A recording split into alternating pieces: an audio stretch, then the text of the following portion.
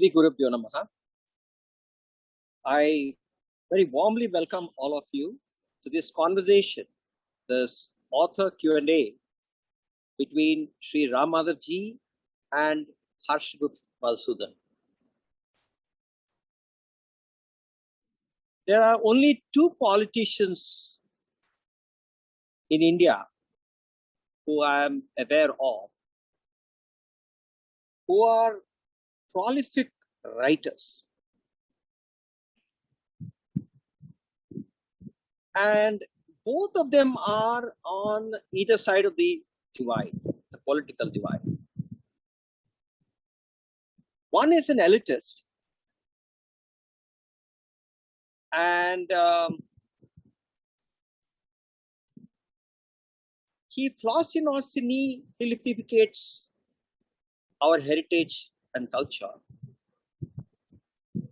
And one is indigenous, reveres our culture. Sri Ramadev ji, I had the opportunity to know for more than 2 decades now. And every time I meet him, he's carrying a new book. I get to meet a person who has read as many books as he has. He's also a prolific writer. He is now coming up with a series of books, but if you see his columns, he's a regular contributor in Indian Express and Open Magazine. In fact, I would urge all of you to read one essay by him on nationalism called The Soul of Nation. It was published last year. It's a seminal essay. It's one essay which simply elevates you, which uplifts you.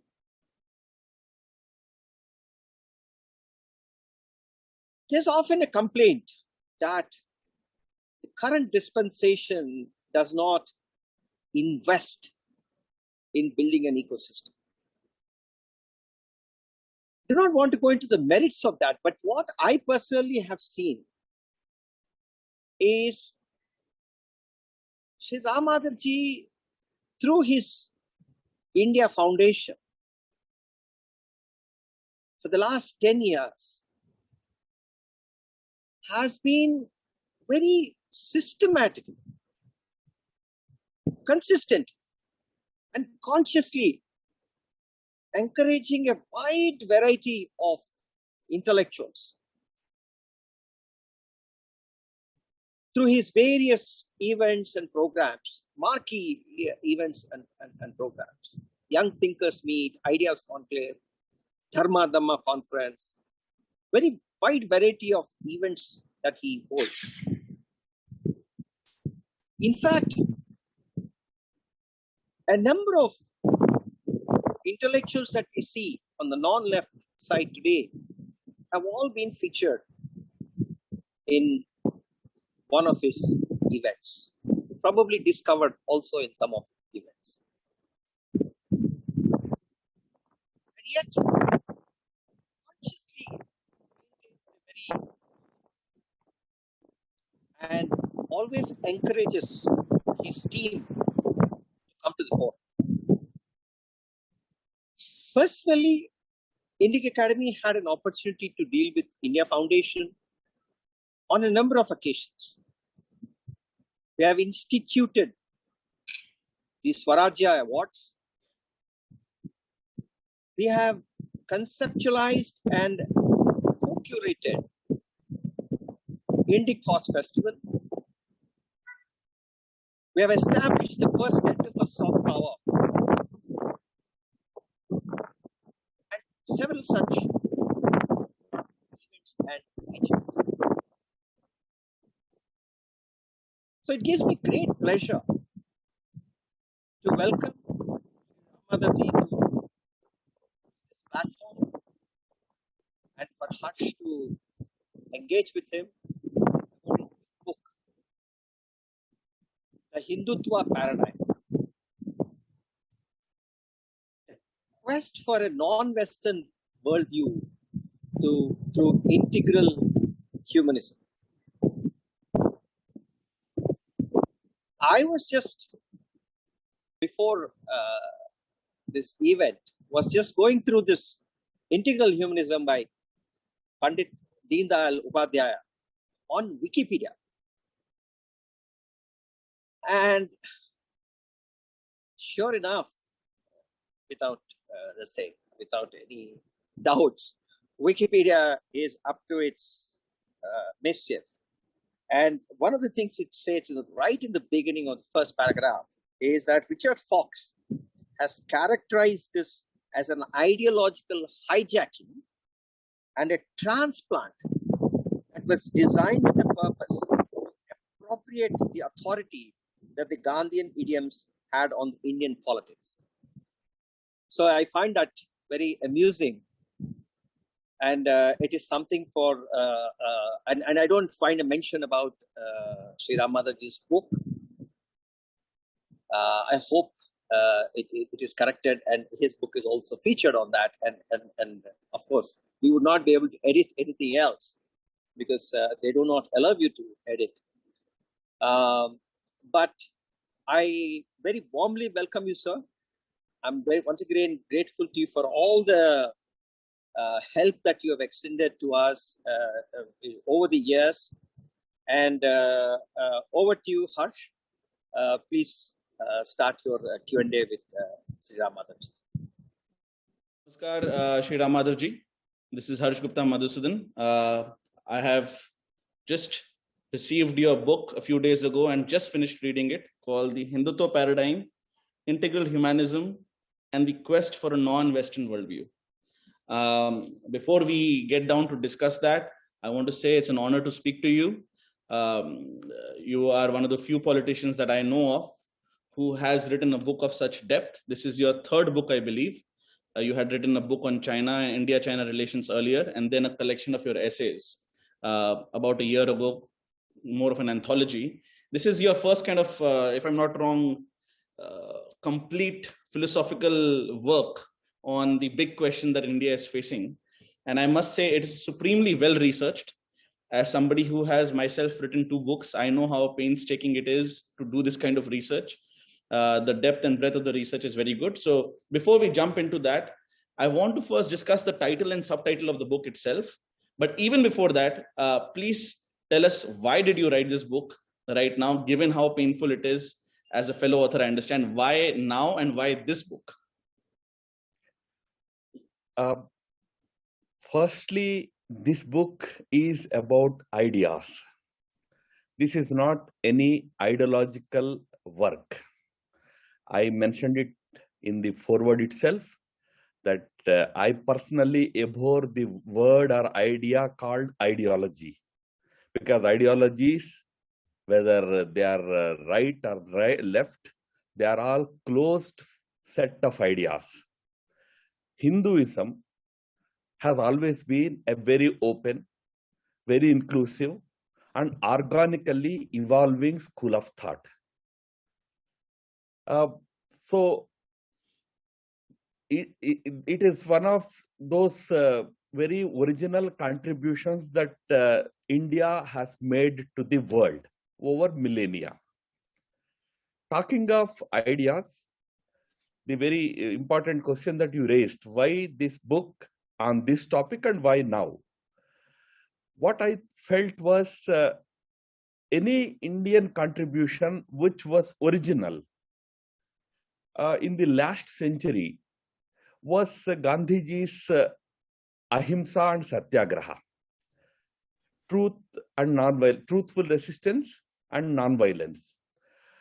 In fact, a country of that great history, great antiquity, it could not offer any other original ideas in the last century. I'm talking about the political ideas. On the philosophical front, India has always produced great philosophers, whether it was Vivekananda or Rishi Aurobindo or many saints and sages. But when it comes to socio-political, idea, socio-political vision, it was only Gandhi who had contributed that idea of ahimsa and satyagraha, which was immediately taken by many countries, many societies, and you today also see lots of people in the world, following that doctrine and also appreciating it. But equally important socio-political contribution that was made in the last century was that of Deendayal Upadhyaya's integral humanist philosophy. He articulated it sometime in 1960s. But what happened with his philosophy was that unfortunately, he did not get enough time to dwell at length upon it, because in 1965 he gave a few lectures by way of which he first of all gave a broad framework for his philosophy. But in next couple of years' time, he after a couple of years, he met with an untimely death. So he did not get enough time to develop on his philosophy. For various reasons, his followers also did not find it necessary to go more deeper into that. Even Bharatiya Janata Party, which came out as the successor of Janasangh, decided initially to adopt Gandhian socialism. Actually, no such thing ever existed. But it adopted Gandhian socialism for a few years. Later, when it was felt that it was not getting traction with the masses, then the BJP shifted to cultural nationalism. Cultural nationalism is only one part of Deendayal's larger integral humanist philosophy.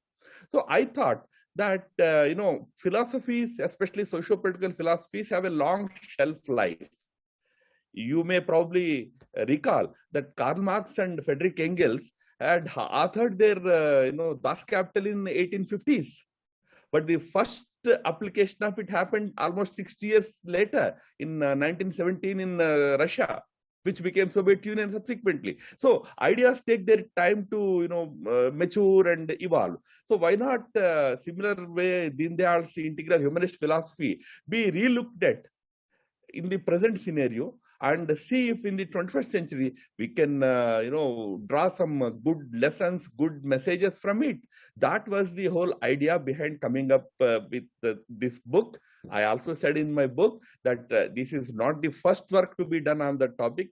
Before me, many people had done it, and after me also many people will do it.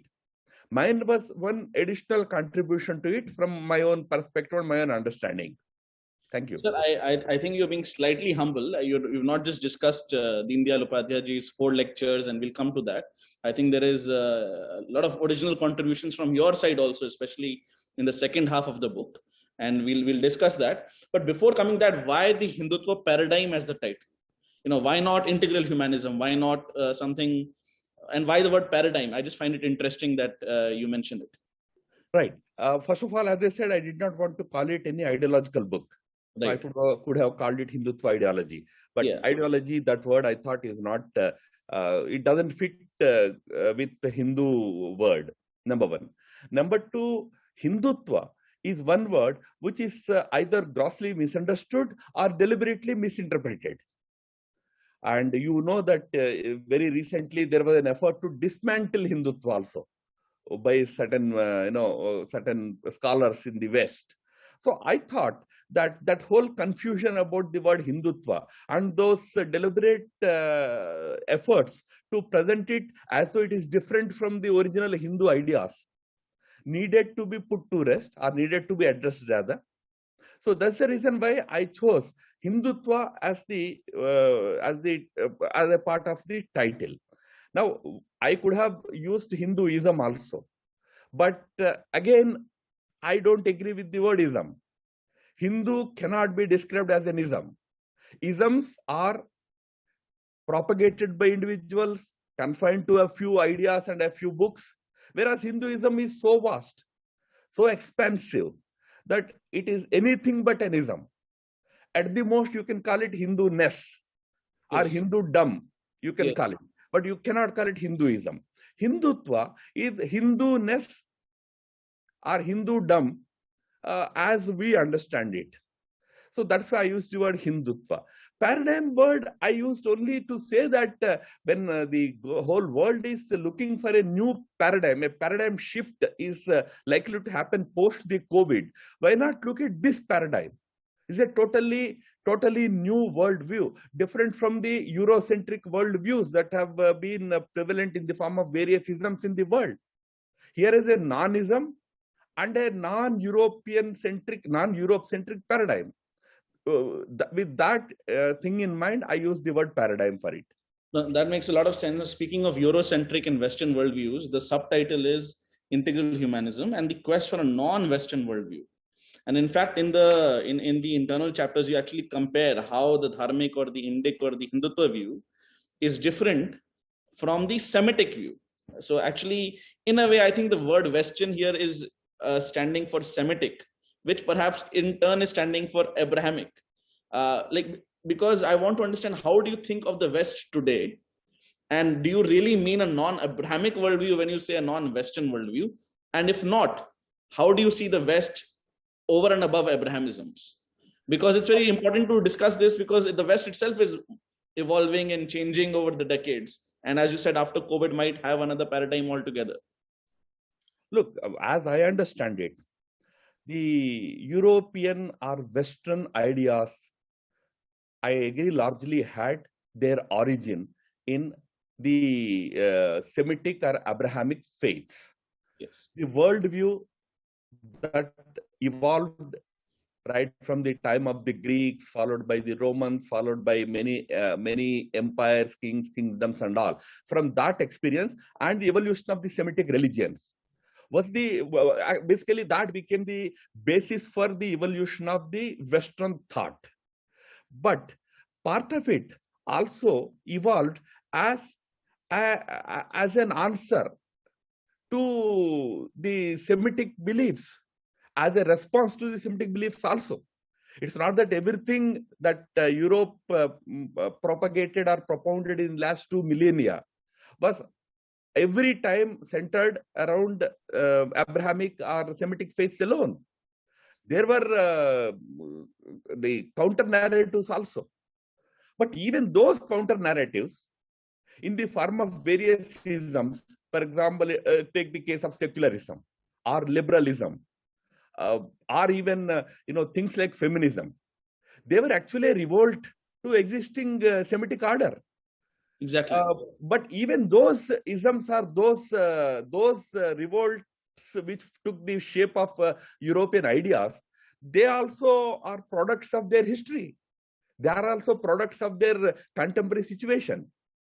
So, on the contrary, the Indic thought evolved in a very organic way with the only intention of the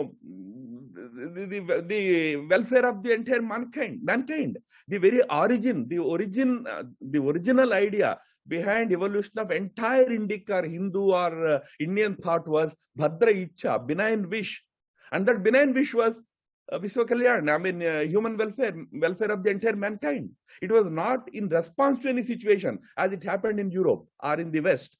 That's why, while there are ideas which need not be completely rejected, even in the West, we have better ideas.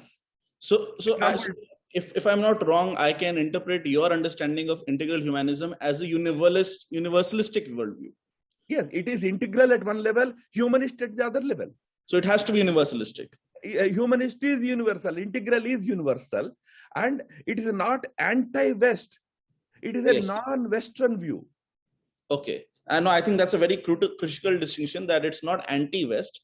It's a non-Western worldview. It's an original worldview. And as you rightly said, it's not in response to a situation of church dominating our society, and therefore we came up with liberalism or secularism or feminism. This was organically, this Bhadra Ichcha, benign wish, was in a way integral to our way of thinking for millennia. Right. So I think that in a way is corresponding to critique of the West, the first lecture that Deen Dayal Upadhyay ji gave in 1965 in Mumbai, the first of the 4 lectures.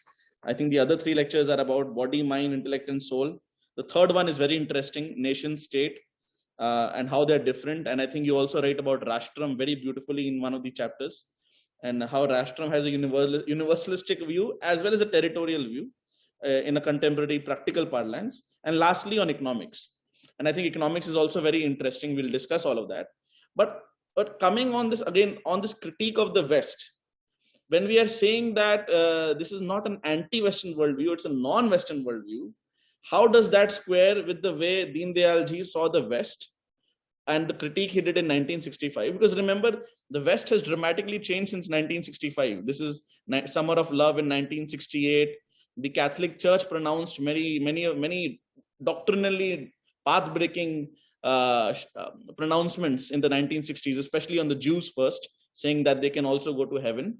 But later on, for other faiths also. By the way, all Catholics have not accepted that yet. And if you look at Pew surveys in Western Europe and now the US also, Christianity is about to become a plurality in the West from a clear majority. Still the largest faith, but if you look demographically, and not because of Muslims or Hindus becoming large numbers, but because large number of Christians are giving up on Christianity.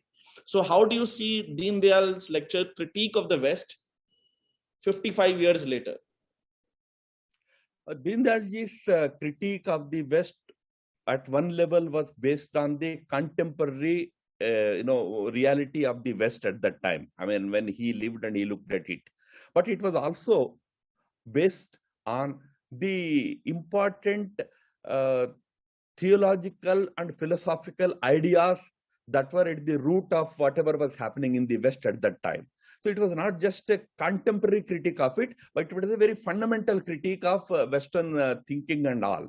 You are right, West over the last 6 to 7 decades has tried to evolve. But for that matter, the evolution of ideas in the West has not started 6 decades ago. It's actually started 6 centuries ago with the era of Reformation, with Martin Luther King Sr.'s first efforts at challenging the Catholic Church. From then to this day, West is struggling to get out of that paradigm, which was set by the Semitic faiths, the Abrahamic faiths, and the initial ideas originated from Homer's Iliad from that time till 15th, 16th century. They're still struggling to get out of it. As you very rightly pointed out, they're still unable to fully get out of it. I mean, you mentioned about who will get salvation. They are still unable to decide as to whether a woman can occupy the pulpit or not. They are still unable to decide on these questions. So even in the process of their evolution, they are today unable to find an alternative paradigm at all. They're struggling to reform the existing paradigm. In my opinion, it has outlived its utility. The world, especially the Western world, needs a new paradigm. That they need a new paradigm comes out from time to time when they talk about ecology, when they talk about environment, when they talk about peace. Sustainable development. All these words have a very specific Semitic understanding of it. When you talk about nature, Semitic understanding is different.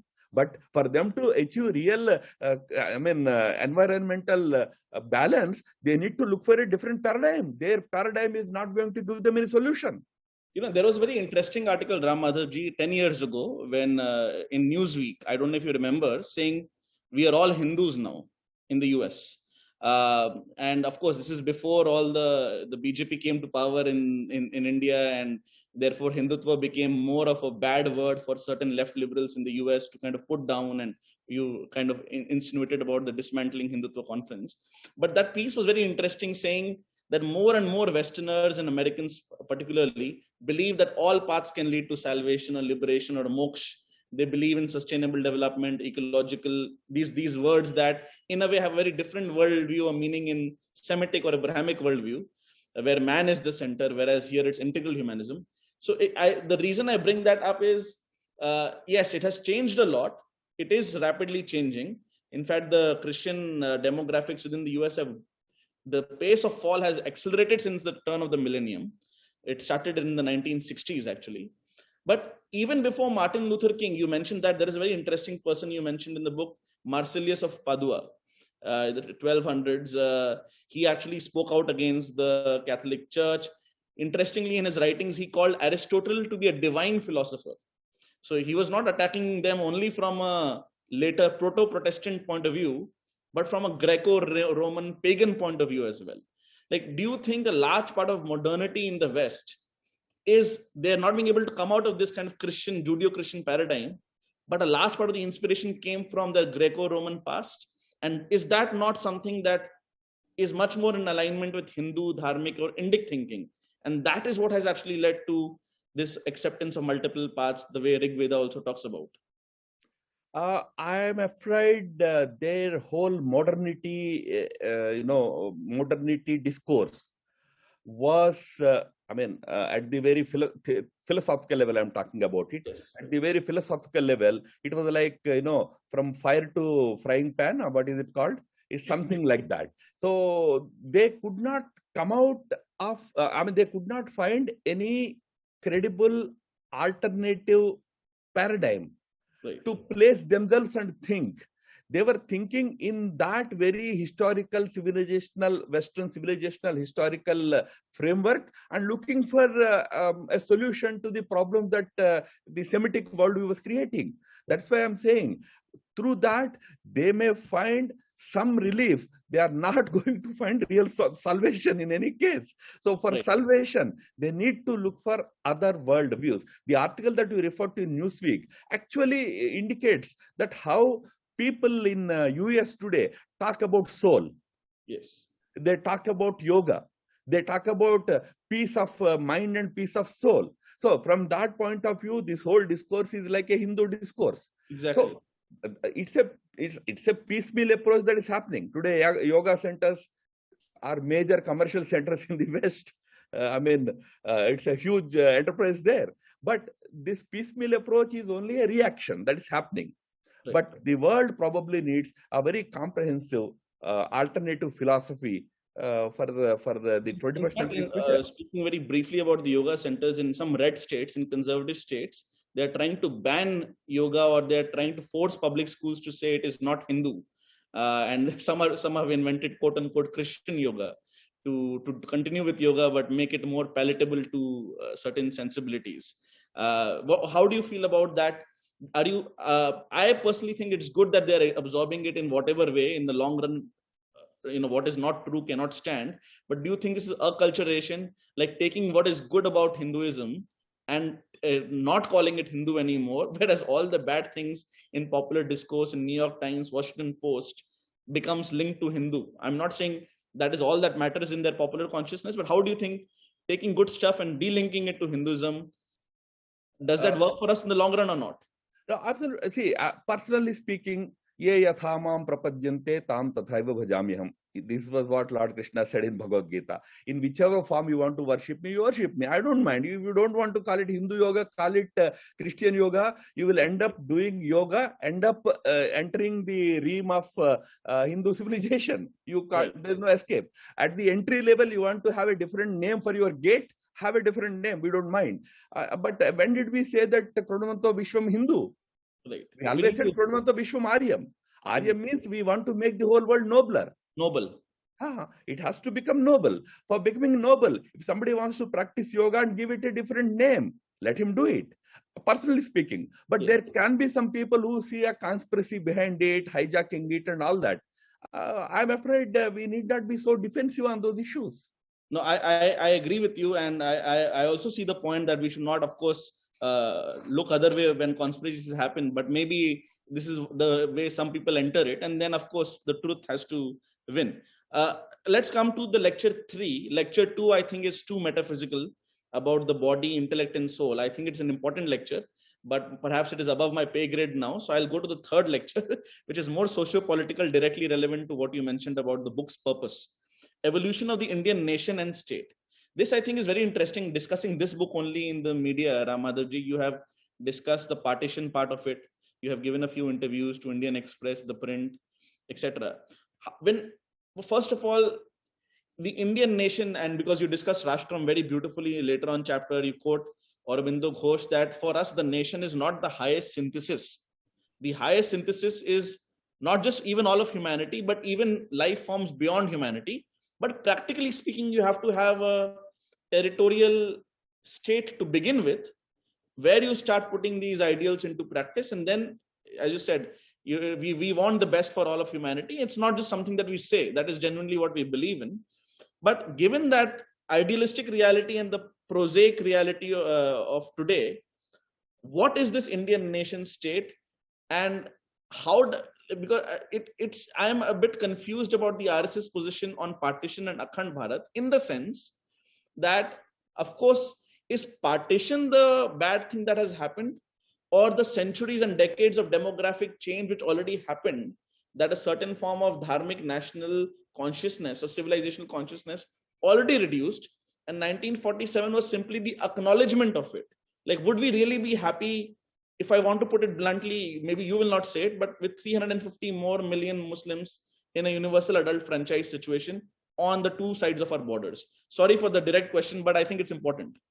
Okay, but it is a bit too many questions, but let me take the first part, which is very important. The first question that you asked is very important. Look, Indians are very courageous people. We are very bold. When I say we, not we, our ancestors I'm talking about, they're very courageous. They had the courage to say that the whole world can live like one family. You know, when we said when Vasudhaiva Kutumbakam, it was a very bold statement to make, knowing that Prithvi, Earth, is so big, so diverse, and to create a family in this is something no Western philosopher had ever dreamt of. They only found one way to create oneness, that is to either make everybody a Christian or everybody a Muslim. Otherwise, you cannot imagine one whole universe as a family. Yes. But we Indians said, no need. You can be what you are. You can do what you do. Yet we can be one family. Now, this great bold statement of Hindus is something that requires much deeper appreciation and understanding. Why I'm saying this is, even today, when I go through certain books written by Westerners, they repeat the same thing, that this whole one universal, one common identity for the universe is just not possible. We said we never talked about one common identity, but we talked about one common aspiration, one common, desire. So we are very bold people. We believe in oneness of the entire universe. But our concept doesn't end there. We find oneness in the entire creation, animate and inanimate. That's what Rishi Aurobindo refers to when he says even Vasudhaiva Kutumbakam is not ultimate. Beyond that is a world, outer world. There also we want synthesis there. So Indians are very bold people. They had a very long and very profound vision. But at the same time, we wanted the Rashtram, the nation, as the first step towards achieving that greater synthesis. The synthesis has to happen in stages. In that, we believe that this consciousness of nationhood does not come out, or it's not a product of any political enterprise. That is where Indian idea of nation or nationality or nationhood differs from the European idea of nation, nationhood, nationality, etc. In Europe, nation, nationhood, nationality, and all that was a political enterprise. They created nations out of clans, and territory and clan together formed a nation. And they called it a nation state. Our territory and language created a nation. But our idea of nationhood was cultural, spiritual, and at some level social, but much less political in our own history and experience. So when we say nation, nationhood, or Rashtram, it's not like the nationhood or nationality as understood in the context of Hitler and Mussolini. The mistake that many people make is to identify our nation discourse with that of Hitler and Mussolini. I would like to ask them, before Hitler and Mussolini, during Bismarck's time, was nationalism not a matter of pride for the Germans or for many Europeans? It was a great matter of pride to be a strong nation. Okay, Hitler and Mussolini changed their discourse. Then you started hating nation and nationalism as you understand it. But our understanding is different. So that brings me to the question of what happened in 47. India was partitioned because that nationhood concept got weakened. That led to partition of India. We formed into two different countries. Now, there are two ways of looking at it. One is this geographical separation, whether it will end or it will remain. Your point is, if tomorrow it ends suddenly, geographical separation, and some 300 million or 350 million Muslims join India, what will happen? I am not too much bothered about that geographical separation issue here.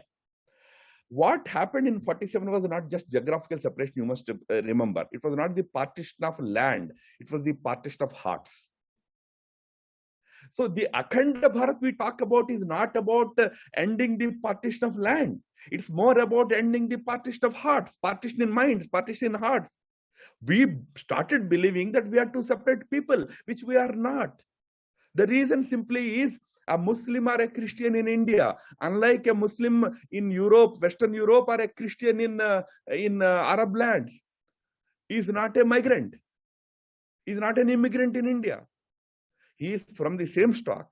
He is from the same people. At some point in history, for historical reasons, he changed his faith. So mere change of faith doesn't uproot him from his history or his ancestors or his culture. That is where we place our idea of nation, nationality. You may change your religion. So when I talk about separation of minds or partition of minds, this feeling should end. That because I changed my religion, I am a separate person. The day that ends, even if borders remain, physical borders remain, no harm. We should mentally erase that separation that exists. Why I am saying is, tell me please, before 1947, when was India one state? Never. Was India ever ruled by one king? No, we weren't. So India didn't exist. It existed under multiplicity of kings and rulers because its unity, basis for its unity was never political, but apolitical things like history, civilization, culture. No, so I want to get some more clarification on this, sir. Obviously, what you are saying is with the change in religion, especially to Abrahamic worldview, you cannot have a change in nationality or let us say civilizational identity. That also happens to be Gandhiji's view. You also know very well that Shri Ambedkar wrote on Pakistan or the partition of India, where he actually said, and maybe he was more in tune with Rajaji's views, and later on Patel was a bit more pragmatic about it, that actually this does change because of the various form of conventional or mainstream or orthodox Islam that you now belong to the Ummah. And therefore, are we indirectly discussing that over time there will be a more heterodox form of Islam? Is that what you have in mind? Because otherwise, Ambedkar famously said to his biographer Dhananjay Kheer, if I'm not wrong, that the greatest blessing I'm giving to my country is I'm converting to Buddhism. I'm not converting to Islam and Christianity because it will denationalize the people. So in a way, Ambedkar on multiple levels has disagreed with you, but you have agreed with Gandhi on this particular issue. So is that something that we want to believe that to be true, or do you think it is right now true? History of religions you have to read carefully. Where the nations had the capacity to absorb those religions, right, or make the religious beliefs subservient to their wider national idea, national belief. Okay. There, these religions behave differently. Islam has had its own history of, many different stages. The kind of Islam that you see, which is very fundamentalist, very aggressive, and very violent, is one form that we are encountering today. This form was witnessed at the inception of that religion also. When the religion actually began, it began as a very violent political movement. But in between, there were different phases. They were attacking India. They were attacking other nations. They were conquering countries. But at the same time, at the societal level, many other things were also happening. In fact, any leader's statement should be taken with respect, but not as final word, you remember. Let me tell you, if you look at, if you read Savarkar's 1857, the first war of independence, in that he calls the first, that Sipahi mutiny as the golden period of Indian history, because Hindus and Muslims had fought together. Right. But was that the final thing happened? But 90 years later, Hindus and Muslims fought amongst themselves and partitioned the country. So leaders react to certain contemporary situations. Even in this, I'm not talking about what Gandhiji had said or anybody had said. What the ancient dharma of the land stands for. Does it hate anybody? No. Does it believe in rejection? No. So it doesn't believe. But yes, today there are challenges from Islam, which contemporary Hindu society is unable to grapple with. We're struggling with it. So we are on a defensive. We believe that, if we meet with them, we will be finished off. But in history, Hindus have never thought on those lines. Hindus were a very courageous, very progressive people with the capacity to to absorb or internalize various different faiths and thoughts. We should not give up that. At the same time, I'm not saying be complacent to the challenge. No, it's a very serious challenge, very big challenge. But to address it requires, at one level, Kshatriya Dharma also, no doubt, but at the other level, Brahmi Shakti also. You should not lose your power of your wisdom. No, I think so. That's a very nuanced view. Of course, the point is, if there are two hands and one does not reject but the other rejects, the sum result is still rejection. Like chaku kharbuje pe gire ya kharbuje chaku pe katta to kharbuja hi hai. But I totally take your point that we assimilated the Sakyas, the Hunas, the Kushans, the Greeks, the Indo-Greeks, but they did not have this particular character of worldview which was exclusivist, which changed after the Arab but mostly Turkic invasions. However, given the right correlation of forces, even that you rightly mentioned can still be absorbed. There is a reason for it, Harsh. The reason is Christianity took 1500 years to reform, you remember? Yes. You read the Christian history before the 14th, 15th century AD. So brutal, so violent, as brutal or as fundamentalist, as violent as the Islam today. If not more. If not more. Yes. And Islam came 700 years later after Christianity. So it may also take its time. But if we stand firm, because we are not 600 year, 700 year or 1000 year old philosophy, we are a worldview with 5 millennia history. Right. The very fact that we survived for 5 millennia is that we had that power. We should not lose that power. But at the same time, these challenges have to be countered effectively. Absolutely. So now, just on the second half of the nation state, I think one excellent point you make about that. Obviously, the nation is much more than the state. State is one of the agencies, one of the tools that we use in the nation's service. They are not the same thing as perhaps they are seen sometimes in a European sense. You also talk very rightly about that how Dharma Nirpeksh is a problem, Panth Nirpeksh perhaps is not. Do you want to kind of elaborate on that, and what is your understanding of secularism in that Hindutva paradigm? No, firstly, our biggest problem post the independence has been that we refuse to call ourselves a nation. Do you know? In our constitution, the very first preamble begins with this statement: "We, the people of India." Yes. This is straight away lifted and borrowed from American Constitution, which says "We, the people of the United States of America." When that was proposed, there was a debate in the Constituent Assembly. Even Ambedkar himself writes about it. He says, people ask me, why do you say "We, the people of India"? Why not say "We, the nation of India"? And going further, Article 1 describes India, again, not as a nation, but a union of states. Again, borrowed from the American Constitution. So, the entire Constitution, we did not call India a nation at all. I mean, we did say India, that is Bharat. That, I mean, there is a civilizational reference, but we don't explicitly call it a nation. That's right. But India, the Bharat, whatever it is, its further description in Article 1 is we are union of states. Yes, yes. We are not an ancient nation. Look at the constitution of Israel. It starts by saying Israel is a nation of Jews. Explicitly says.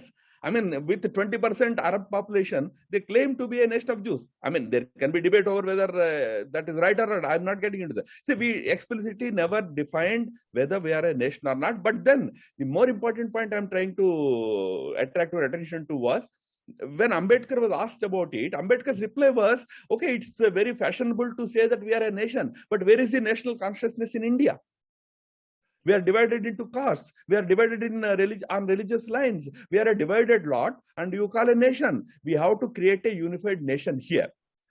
One understanding of it, which is very European, you create a nation state on European lines in India. That was the whole understanding of the leadership at that time. But we agree that national consciousness has somehow disappeared in India. It needs to be rekindled, but it doesn't mean that India never was a nation before. So Yeah, the I whole think idea of nation itself was not properly understood in India. That's one problem that starts with our independence. The second issue is, then we tried to borrow too many European words, and without understanding their European context, tried to apply them to India. For example, secularism, you talked about it. Is there one secularism in Europe or West?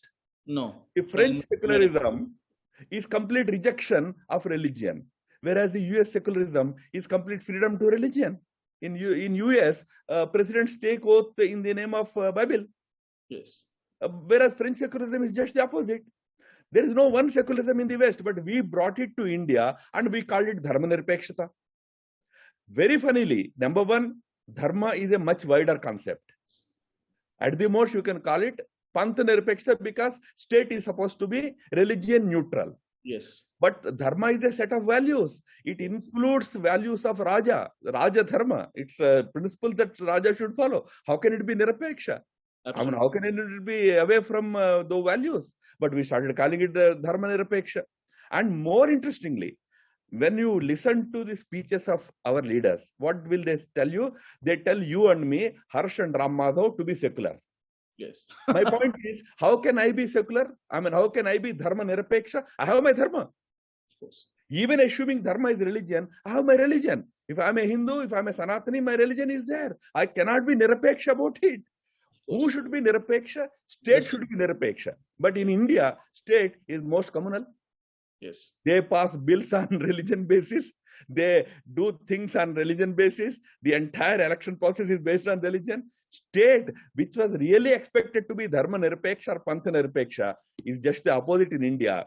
People who will always be Pantha Sapeksha are asked to be Dharma Nirapeksha. So that is the kind of confusion in which we live in the name of secularism in India, which should go. In India, secularism has been in our DNA, but our secularism is state should not patronize any particular religion, minority, majority, whoever. State should be equidistant, but nation, society will be full of religious, dharmic values. Yes. There is full freedom to all religions to propagate, practice, yes, but while doing that, in the dharmic sense, respecting everybody, every other religion. That is India's concept. So on just that, I don't want to get into policy in this interview because this book is so at the ideational level, philosophical level. But nonetheless, because you mentioned it, and I'm not asking you to wear your RSS or BJP hat, but so like these schools and colleges, this Article 29 and 30, St. Stephen's getting a lot of money from the common general taxpayer pool, but still having reservations for, I don't know, 75 or 90% Christians. There's this kind of, right to education, minority schools being exempted, but getting government money, so-called majority schools not being exempted, but not getting any money. And of course, the temple's point is, Mohan Bhagwatji just spoke about it a couple of days ago. There is apparently some thought happening on how to denationalize the temples again, particularly given the context in South India. But on this point of taxpayers' money being used for particular schools, particular colleges, or particular schemes for minorities only, how does that go with this Panth Nirpekshta, Sabka Vishwas, Sabka Vikas? Is it wrong to call it a new kind of anti-Hindu jizya, or is that hyperbole? That is precisely what I was referring to when I said in India, post the independence, state has become a very, very communally driven institution. We make laws on the basis of this whole question of religion, minority, majority. And very funnily, even to this day, in India, there is no definition to the word minority. How can 200 million people, which are 1/6 of the population of India, be minority? Yeah. But there is a minority commission. Once an RTI question was put to them, what is the definition of minority? They said, we don't have any definition. There is a minority commission, a government commission, which doesn't define who are a minority. So the whole approach, you rightly talked about education, not just education. We actually put one of our scholars on the job of looking at how many laws at the national level and state level are made on the basis of religion. You will be horrified to know they are in hundreds. Why should a secular government make laws on the basis of religion? And obviously, these are all discriminatory, favoring one religion, and in the process, doing injustice to the other religion, in the process, creating a gulf between religions. So India's secularist understanding is very lopsided. Same is the case with temples. No, I mean, it's not about denationalizing, governmentalizing, taking them out of the state control. Yes, that's right. And that also, it all began with the Britishers. Yes. We continued those laws in many states today. Obviously, temples are state subject. Yes. In different states have different laws.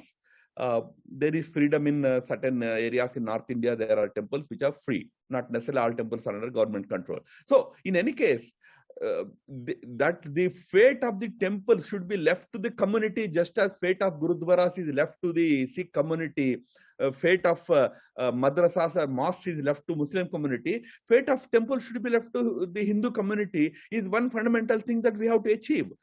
There are other questions. I'm not saying if you just simply hand over to temples to Hindus, they will run it very well. You know, I know of any number of private temples which are in litigation in courts. They keep on fighting over control. So how to do it? Leave it to Hindus. They will handle it. They are capable of doing that. So that is why certain things came as an inheritance from the British. Certain things because of our faulty notion of secularism that is going on in our country. They all must change. Absolutely. So I think let's go to the fourth lecture. I think this is a very good way to kind of talk about the book. Contours of Bharatiya economy. This is the last lecture that you have referred to of Deen Dayal Upadhyay ji. How do you see his economics? Obviously, his one of the most popular or famous observations of integral humanism is that both communism and socialism are wrong and capitalism are wrong. Both are very materialistic. But beyond that, like how do we understand it in a more nuanced manner? And especially in the 21st century, what is the relevance of Deen Dayal ji's Bharatiya economy concept? Economy is one subject which is very dynamic. With the changing world, economic ideas also undergo very major change from time to time very frequently. So whatever Gandhiji or Deen Dayal ji had said at that point in time need not necessarily be very relevant for present situation. But the basic ideas, fundamental ideas, need to be taken probably more seriously today. For example, that one idea that Atmanirbharata, the last man on the street, should be able to stand on his own feet, is a very important thing that Deen Dayal ji described it as Antyodaya. Gandhiji called it as Sarvodaya. Yes. The words are different, but the sense was that individual should not be perpetually at the mercy of neither capitalist nor the state. They should not be at the mercy of state also. Today, okay, we have abolished jamindaris and all that because they are exploiting. But we are today, making people dependent on the state more. Even that is not the very Bharatiya thinking. In India, number one, economy is, the main objective of economy is to create ananda, happiness. Now, one may say, no, Hinduism mein ananda means spiritual or, happiness in the other world. No. Sarve sukhina santu, sarve santu niramaya, sarve bhadrani pasyantu, ma kasyid dukkha bhag bhave is a very material prayer.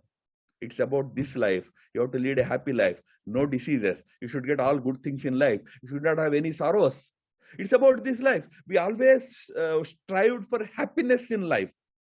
So economy should give happiness, but the thrust should be in that Sarve Sukhi Santu Shloka. The common word, common point is Sarvepi. Survey. Everybody should get it. In order for everybody to be happy, everybody else has to do a little bit of sacrifice. So that central concept we should take, how to get the last man to stand on his feet, how to bring ananda, happiness in his life, both material and, of course, as Hindus, we believe in spiritual happiness also. So that central theme we should take. Rest, of course, his views on machines, his views are Gandhiji's views on khadi. They need to be taken in a nuanced way. Yes, no, I think I totally understand. Obviously, small scale industry may not be as relevant in the 21st century as they were 50 or 70 years ago. But what is relevant right now, and I ask you also because of your broader expertise, your book on Indo-China relations, how do you think of this winner takes all technological economy, and especially in the context of Atmanirbharta, where all these American Western multinationals have for all practical purposes left China. LinkedIn is the latest one to go 2 days ago. We have kept the Amazons and the Flipkart, which is now owned by Walmart. So there is obviously there is a free market neoliberal view. Then there is a kind of stereotyped Swadeshi Jagran Manch view. But if we think more geo-economically, geopolitically, what should India's view be in terms of having our own technology giants? For example, Paytm has been complaining about Google pays 30 or 40% commission. All of our startup developers have been complaining about these app ecosystems. How do you think? I mean, I don't want to get too technical in this discussion, but it does relate to a different worldview, including on tariffs also, but that is beyond technology. What do you think about those issues? No, look, there are no free lunches in economy. You cannot just aspire for them to come to India and bring their technology and give it to you. They simply don't come, and it's not a charity. It's a much bigger thing. You need to have that climate in the country, and it's one thing to complain about these big giants, big tech giants, and all that. And then when they come to India, we want them to leave China and come to India. If they don't come to India, we complain about them. It cannot be like that. I mean, India has to, first of all, strengthen its economic foundations very, very strong. It has to make them very strong. I mean, without that, without good and sound economy, even the hoary ideas of Hindu philosophy are not going to be taken by anybody. Today, economy, by economy, I don't mean you should create 100 billionaires and flaunt your wealth. I'm not saying that. You need to make grassroots India prosper. In fact, I always say in our circles that next 10 years, single-mindedly, we should focus on creating prosperity at the grassroots. How China did in 1980s and 90s. Single-mindedly focusing on developing grassroots prosperity, developing industry at the grassroots, creating, avenues for wealth creation. We need to do that. Once you create that foundation, then yes, others will come. They will also join. Today, we are torn between two things. We want Qualcomm to come to India. We want Amazon to leave India. It doesn't work that way. If you want Qualcomm, you also have to accept Amazon. What you have to say is, whether Qualcomm or Amazon, how can I make them serve my country's interest? Only interest is to make my people prosperous, my people wealthy, my people rich. If that is helping, take them. So that should be the approach when it comes to economy, broadly speaking. As you rightly said, a very technical issue. I'm not an expert in economy also. I should not say more on it. No, that's very useful. I must say that economics is not just a separate standalone issue. It feeds back to our society, our polity. With more industrialization and urbanization, our caste hierarchies break down. And what Ambedkar referred to fraternity, which you kind of referred to earlier in this discussion, that fraternity, as that intermixing happens, also increases. So I want to, like, we have probably 15 minutes left. I want to discuss about the future, because in the epilogue you discuss about the 21st century, and in a way you are hinting, without saying it directly necessarily, you talk about global governance and other issues, that this is fully applicable for the whole world. So I want to understand, before going to the world, where do you see India going in the next 2 to 3 decades, let's say 2047? What is your vision in keeping in line with this book, Hindutva, which is Hindutva paradigm, which is much broader than religion, as we discussed? Where that, and how does that in turn play into global governance? I think before we embark on our global mission, however, rich and however enthralling it is for us to think about, we have to achieve certain local mission. That is, number one, at the social level, we have to create a stronger unity in India. The national unity, social unity is one very important prerequisite for India to rise as a bigger important power in the world. So we have to achieve social unity. At the political level, we have to strengthen our democratic institutions. Democracy, whether it was Deen Dayal or Mahatma Gandhi or anybody, they all had looked at it as the best available form. In the absence of any best form available today, you need to jealously protect it, imbue it with Indian values, Indian thinking, but safeguard the democratic institutions in India. Economically, you have to create a prosperous India. We have to singularly focus on building a strong, prosperous India. You know, I feel so sad when we flaunt the macro figures and claim that we are the 5th or 6th or 7th largest economy in the world, but we hide the fact that in terms of per capita, we are 152nd. We are way behind. Even Bangladesh is ahead of us. Our per capita is $1,800 today. So we need to work hard to take this prosperity down to the last man in the street. It's not a communist philosophy. It is very much Hindu. We wanted everybody, every Hindu to lead a happy life in this country. So that economic prosperity we have to focus on. Number 4, we need to build a strong India. When I say strong India, which is militarily also strong, which is capable of securing its borders. Today, borders are being nibbled away by enemies. India has to develop that strong, strength in terms of its military strength. Once you achieve these things, then you can aspire to play a bigger role in the world. I'm one to believe that next 10 years are crucial for India in this sense of building national strength. Nations get opportunities from time to time. We got our first opportunity in 1947 when we became independent. The world was looking for a new paradigm, but we were just independent. We did not have that inner strength to become a global leader or whatever. We tried in our own little way to create one non-aligned movement and all that. The second opportunity is coming today. When the world in the post-COVID order is at a crossroads, we have an opportunity. This window will be for next 10 years. I'm saying 10 years because 10 years is referred to by Xi Jinping also and President Biden also. Both say next 10 years. Why not I say? Why not India say? Next 10 years. We build it, then India's turn will come. I'm seeing countries like China. They have reached their pinnacle of their glory. It is next 10 years. There will be a plateau. Then their decline will begin. But who will replace them? If we don't seize that opportunity moment, somebody else will do that. There won't be any vacuum. When we did not do it, somebody else did it in 47. So somebody else will do in 2027 or 2030 also. India should prepare for that bigger role. In that, learn from China. China prepared through 80s and 90s to play a bigger role in the world. Come 2000s, they became strong and powerful. So India needs to think in that direction, have the strategy in mind, how strategically China moved. We should understand we also have the strategy to move step by step to attain that position in next 10 years.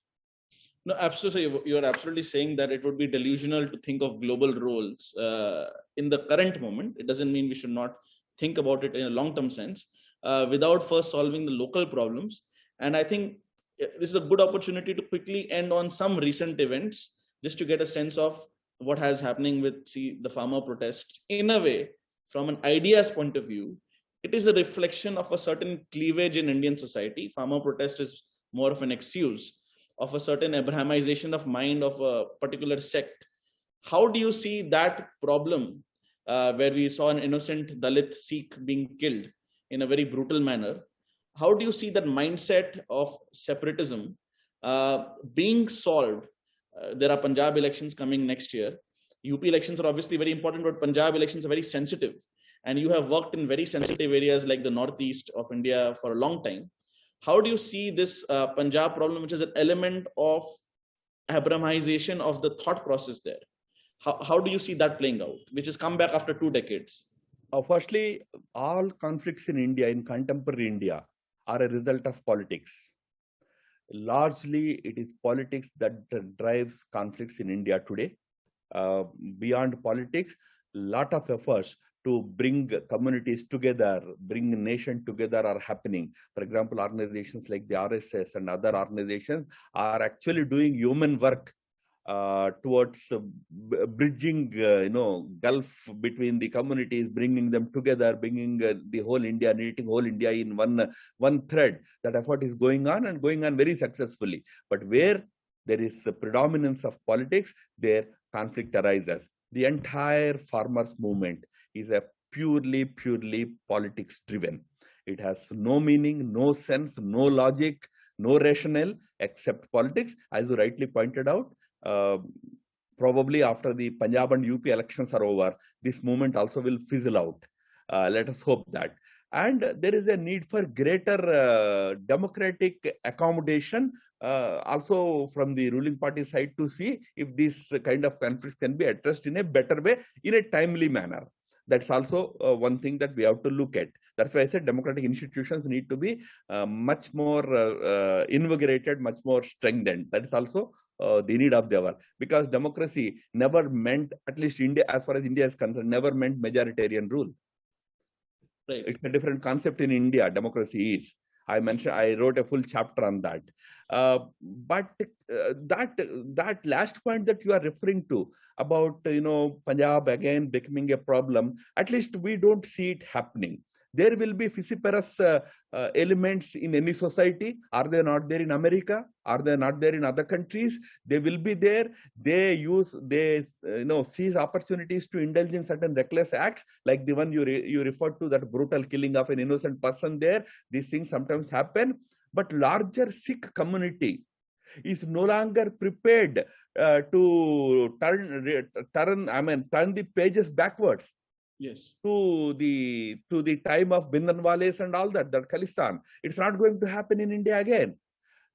There will be political conflicts, there will be political issues, but I am not really seeing any rise of that kind of Khalistani sentiment again in India. Although our neighbor, Pakistan, will continuously try to stoke that fire. They will continually try to create problems in Punjab, in Kashmir, elsewhere. But Indian society has matured much more. The Sikhs, the Muslims in Kashmir, there is a great change between 1980s and 90s and today. So I am alert to that. We are alert to that challenge, but we are not so pessimistic as to thinking that tomorrow again Khalistani movement is coming back. We are alert to that challenge though. No, sir, I absolutely. You mentioned RS's great work behind the scenes of putting various elements of society in one thread. You've talked about Punjab and Kashmir, but you've worked extensively in Northeast, and that's where this is my last question. Your associates, your juniors, who Rajat is a friend of mine who kind of also gave you this idea of pushing you to write this book when you were extremely busy. How do you think, sir, the Northeast, when you look at the massive evangelization there, like there are communities like Donyo Polo in Arunachal and other local indigenous communities which are dharmic, but not under the Hindu banner. And the RSS is silently, through people like you, working to maintain that, strengthen that, create Sangathan and similarly perhaps with tribals in Jharkhand. How do you see the future of that, or are we doomed to lose that to further Christianization and evangelization in our sensitive Northeast? Okay, first of all, mere Christianization in Northeast was not the singular reason for separatism there. Okay. There were separatist or insurgent movements among non-Christians also in the Northeast. For example, the Bodo movement, which was an insurgent movement, was a predominantly Hindu movement. So while missionaries in the initial stages of India's independence did try to stoke more separatism, more insurgency in those areas, over the years, those issues have been tackled effectively by political institutions in the country, government, law and order missionary, political systems in the Northeast. So as a result, today, we see a great change. As far as the nationhood question is concerned, there's a great change in the remotest corners of the Northeast. The insurgencies are today, almost non-existent today. There is greater, enthusiasm to join the mainstream, except for the NSCN IM, Isaac Muiva group. All other groups, even in Nagaland, are now willing to join the national mainstream by entering into an agreement with Government of India. So, first of all, that old thinking about Northeast, or for that matter, Kashmir, should change in our minds. There was a problem, I do agree, which was created by missionaries sometimes, but the societies themselves have overcome that problem today, largely. There will be some elements here and there, but largely those have overcome that problem. But my question is slightly one step ahead. Governments, political systems, law and order missionary, through their efforts, we have been able to address the major challenge, whether it is in Kashmir or in the Northeast, challenge of insurgency, separatism and all that. But as a society, have we done enough to integrate them? I always said that we are a very vigorous, courageous society. We simply embraced all those things which were coming from outside and made them our own. We internalized them. Why are we today so diffident? That's why I tell our people, when you plan your next vacation, go to Kashmir, go to Northeast. When you plan next pilgrimage, I find people from Andhra Pradesh going all the way to Char Dham, going all the way to Himachal Pradesh to do pilgrimage. But why not you go to Northeast, to Kamaksha or to Tripura Sundari in Tripura? Why not we do that pilgrimage? So today, rest of the country has to also shoulder the responsibility of embracing these people and tell them that you are an integral part of our society. As long as we don't contribute that part from our side, the vociferous forces there in the form of a given missionary institution or a madrasa or a maulvi in Kashmir, they will continue to promote separatism there. So governments are doing their bit. People also now have to do their bit. So go and tell those people that you are our own. Yeah, Pandavas went all the way up to Parashram, all the way up to Nagaland. What business did they have to go to Nagaland? They wanted to bring that unity. They went there. Krishna went all the way from Gujarat to Parashram Kund, all the way up to Arunachal Pradesh. Why did he go? Because he wanted to tell those people, you are my own. Are we doing that today? So RSS is doing, yes. Vanvasi Karanashram is doing, Vivekananda Kendra is doing, but the society at large also should develop that attitude rather than saying that missionaries are bad or mullahs are bad. If they are bad, they are bad. But they are bad Hindus also. What can you do about them? Yes, absolutely. Sir, thank you so much. I must say that talking to you has brought a very different perspective on an optimistic, confident, and universalistic Hindutva. So this is the book for everybody, The Hindutva Paradigm by Sri Ram Madhav ji, Integral Humanism and the Quest for a Non-Western Worldview. I highly recommend you read it. It's not an easy read. It's not a airport read, but it's a read that will be very profitable over the days. Sir, thank you so much for your time. And I hope to learn more from you and your books in the future. Namaskar. Thank you. It was a great pleasure talking to you. Thank you. Thank you, sir. That was wonderful.